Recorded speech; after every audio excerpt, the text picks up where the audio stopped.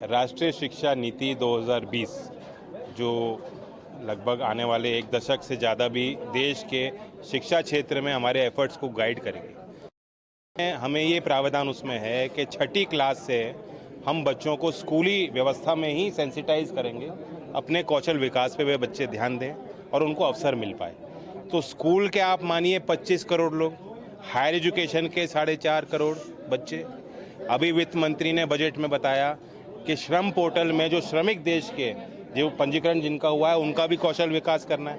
30 करोड़ आप और जोड़ लीजिए, तो लगभग देश की आधी से ज़्यादा आबादी तक हमें अपने मंत्रालय उनके कार्य हमारे जो कार्यक्रम है उन तक पहुंचाने हैं। तो बहुत बड़ा लक्ष्य दिया गया है। देश के तरक्की का रास्ता, देश के जो खुशहाली का रास्ता वो तभी है जब देश कुशल होगा। तो कुशल भारत, खुशहाल भारत। जी, आप उत्तर प्रदेश से आते हैं, हालांकि विभाग के हिसाब से प्रदेश की जिम्मेदारी आपको संभालना पड़ती है।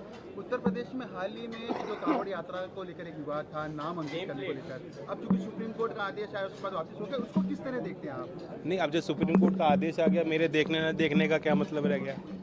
अब तो हो चुका है और उसको सभी राज्य सरकार मान रही है उस आदेश को।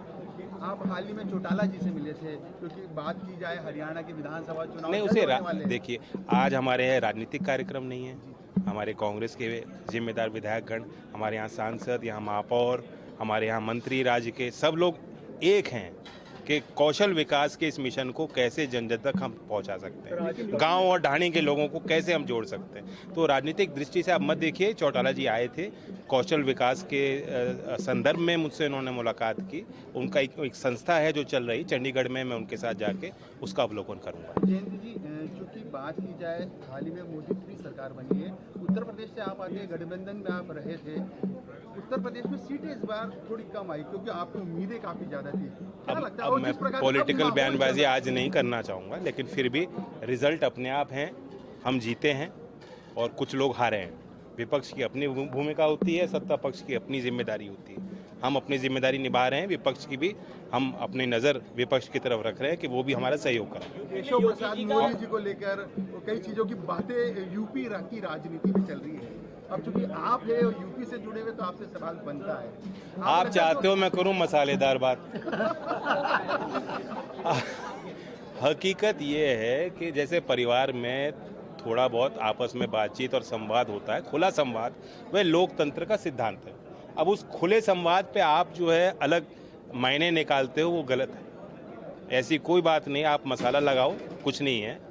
परिवार की तरह हम लोग काम कर रहे हैं। यूपी में सब कुछ सामान्य है, मतलब ये माना जाए सब कुछ सामान्य? देखिए, अच्छा है, बड़ा मैंडेट दिया गया है। देश में तीसरी बार, मतलब आज़ादी के बाद इस देश में लोकतंत्र में दूसरी बार हो रहा है कि तीसरी बार मैंडेट किसी सरकार को दिया, तो ये बहुत बड़ा विश्वास इस बात में झलक रहा है। यूपी में योगी जी का क्रेज जो है क्या कम हुआ है आपके साथ? देखिए, हम राजस्थान के यहाँ हम खड़े हैं, राजस्थान के लोगों का बहुत बड़ा आशीर्वाद और सहयोग मिला है। 3 राज्य के हमारे जन शिक्षण संस्थान के सदस्य यहाँ उपस्थित हैं, गुजरात और मध्य प्रदेश और राजस्थान, उनका सम्मान रखते हैं। लेकिन योगी जी को हटाने की चर्चा चल रही है, उसको लेकर कहीं ना कहीं पॉलिटिकल ड्रामा ज्यादा हो रहा है। स्किल डेवलपमेंट की बात भी कर रही है, योगी जी को हटाने की चर्चा चल रही है। कई मैं आज रात की ब्रेकिंग न्यूज आपको नहीं दूंगा, मैंने प्रण कर रखा है। जी जी जी,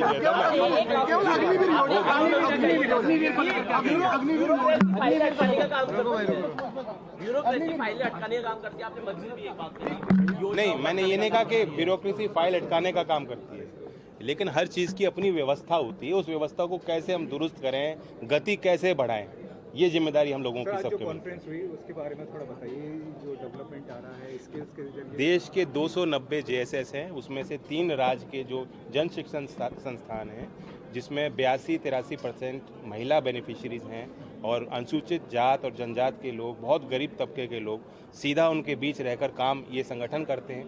उन संगठनों से हमने जो है विस्तार में चर्चा की है। ये सेशन जारी रहेगा, उनसे जो फीडबैक भी लिया जाएगा और यहाँ फील्ड विजिट भी वो लोग राजस्थान में आए हैं, 3 राज्य के हमारे प्रतिनिधि, वो जाएंगे, दौरा करेंगे, कुछ सीखेंगे। आने वाले समय में स्किल के जरिए कितने लोगों को रोजगार देने का? अभी बजट में आपने देखा, पहली बार कोई बजट ऐसा आया जिसमें बार बार वित्त मंत्री ने कौशल विकास की बात की, उद्यमिता को बढ़ाने की बात की, रोजगार और नौजवानों की और शिक्षा की बात की है।